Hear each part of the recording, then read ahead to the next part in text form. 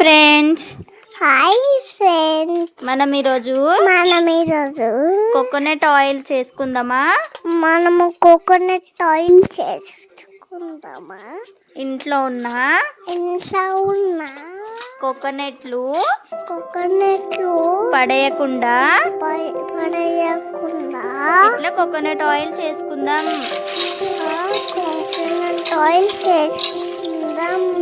మంచిగా కట్ చేసుకోవాలి. First coconut చిన్నగా కట్ చేసుకొని ఆ కట్ చేసుకున్న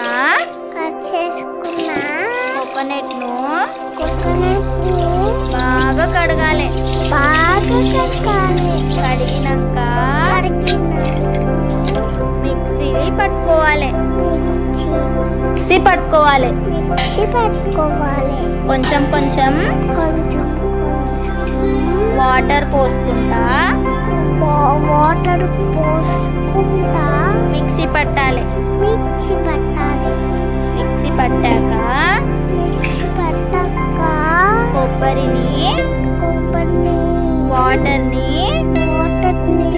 సపరేట్ చేయాలి. సపరేట్ చేశాక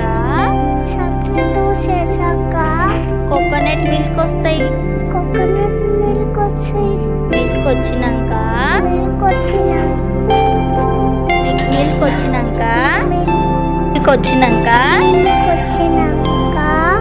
మూత పెట్టుకొని ఫ్రిడ్జ్ లో పెట్టాలి. 3 hours పెట్టాలి. పెట్టినాక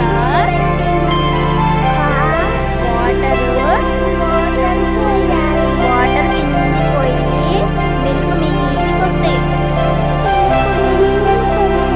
మీదికి వచ్చిన గట్టి మిల్క్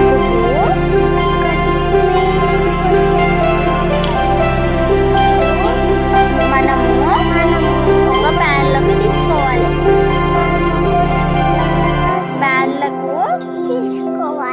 తీసుకొని ప్యాన్ పొయ్యి మీద పెట్టాలి. పెట్టుకొని గరం చేసుకోవాలి.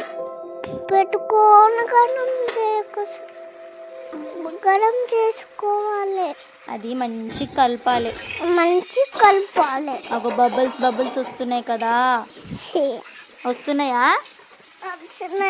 బబుల్స్ వచ్చేటప్పుడు మంచిగా చిన్నగా మంట పెట్టి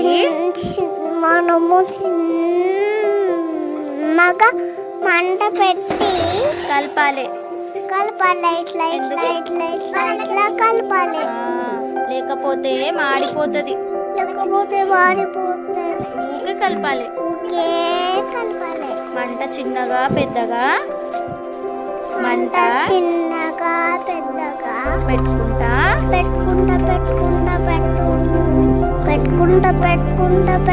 కలపాలి. అది బ్రౌన్ కలర్ వచ్చిందాకా కలపాలి. కలిపేటప్పుడు ఆయిల్ వస్తుంది. మెల్లమెల్లగా వస్తుంది. బ్రౌన్ కలర్ అవుతుందా? అట్లనే మంచిగా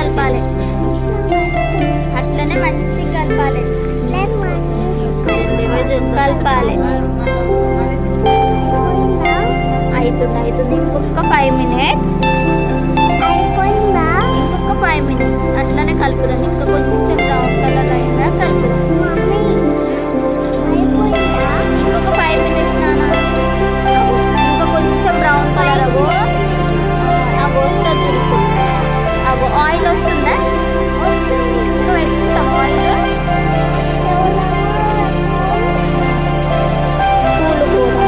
హెయిర్ మనము ఇంట్లోనే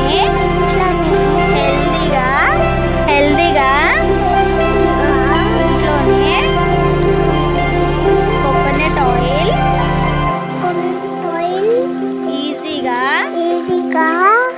చేయొచ్చు. చేయొచ్చు.